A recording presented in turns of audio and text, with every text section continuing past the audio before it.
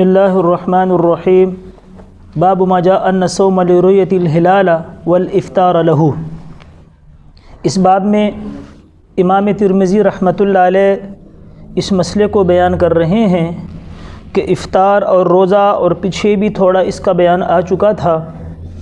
کہ رمضان کا چاند دیکھ کے روزہ کرنا چاہیے، اور عید کا چاند دیکھ کے یعنی شوال کا تو عید کرنی چاہیے۔ لیکن اس سے پہلے یہ بات یاد رکھیں اس باب سے کہ انگریزی کیلنڈر جو ہے، جو تاریخ انگریزی کی چلتی ہے، ان کا مدار سورج کے اوپر ہے، اور اسلام کا زیادہ تر مدار چاند پر ہے۔ بعض احکامات میں سہولت کے لیے، انسانوں کی آسانی کے لیے شریعت نے سورج پر بھی مدار رکھا ہے، جیسے نماز کے اوقات ہیں، ان کا مدار علماء نے سورج پہ رکھا ہے۔ لیکن اسلامی کیلنڈر کا زیادہ تر نظام چاند پہ چلتا ہے، اور انگریز یعنی عیسوی کیلنڈر جو ہے یہود و نصارہ کا، وہ سورج پہ چلتا ہے۔ اب آج سے کئی سال پہلے یعنی سن 1970 اور 74 کے درمیان اس دہائی میں سعودی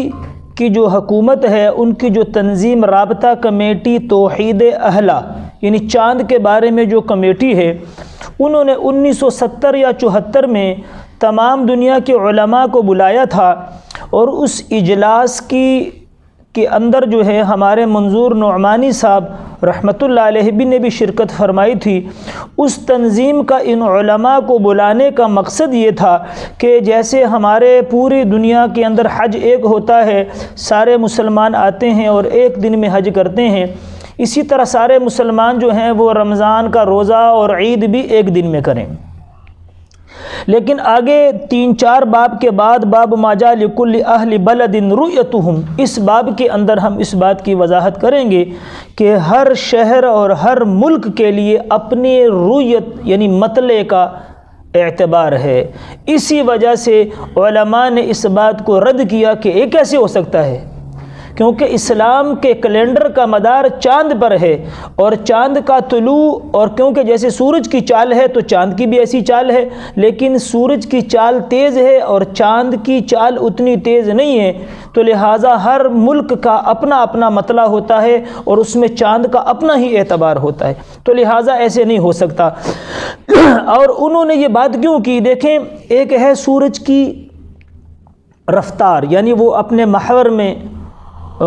چلتا ہے، اور چاند بھی اپنے محور میں چلتا ہے، لیکن ایک وقت آ جاتا ہے کہ یہ چاند بالکل سورج کے بالمقابل مد مقابل آ جاتا ہے،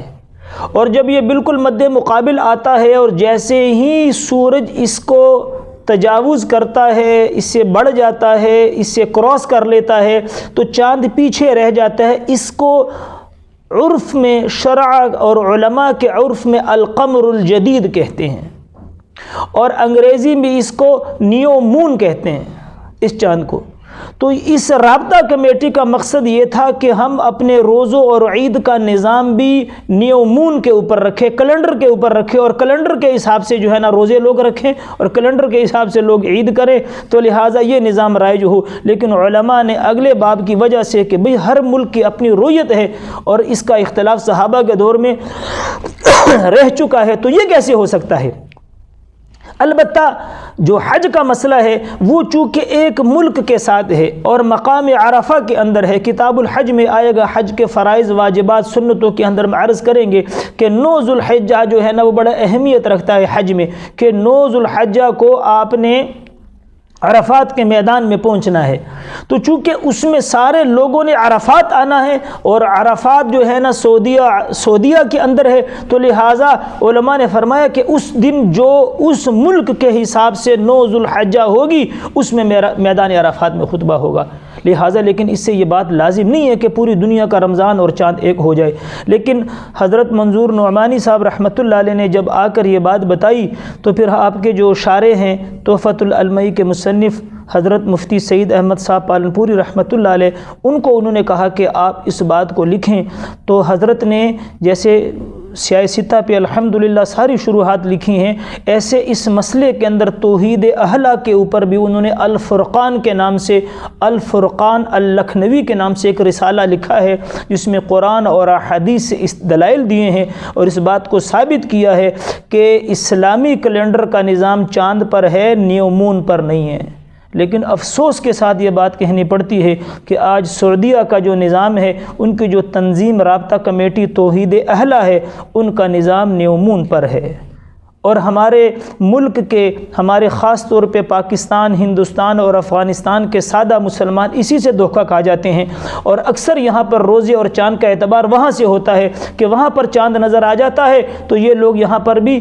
روزہ کر لیتے ہیں، وہاں پر چاند نظر آتا ہے یہاں پر بھی عید کر لیتے ہیں۔ لہٰذا ان کو یہ نہیں پتہ کہ ان کا نظام چاند دیکھنے پر نہیں ہے، وہ صرف خانہ پوری کے لیے قاضی کے سامنے 2 گواہ پیش کرتے ہیں، حالانکہ عام طور پہ سعودی عرب کا جو مطلع ہے وہ صاف رہتا ہے، اس ملک میں گرد و غبار کم ہے اور چھوٹی چھوٹی پہاڑیاں ہیں اور مطلع صاف رہتا ہے۔ لہٰذا وجہ کیا ہے کہ جب بھی چاند نظر آتا ہے روزے کا، رمضان کا یا عید کا، تو 2 گواہ پیش کیے جاتے ہیں۔ تو جمع غفیر کا ہونا چاہیے، لیکن وہ صرف خانہ پوری کے لیے لوگوں کو دکھانے کے لیے، دیکھو جی گواہ پیش ہو گئے قاضی کے سامنے، اور قاضی کہہ دیتا ہے کہ جی کل روزہ ہے اور کل عید ہے، حالانکہ ان کا نظام جو توحید اہلہ والے ہیں انہوں نے نیو مون کے اوپر رکھا ہے، اور اس بات کی وضاحت ہمارے بڑے پہلے سے کر چکے ہیں کہ یہ سن 1900 کی دہائی میں ہوا ہے، 1970 کی دہائی میں۔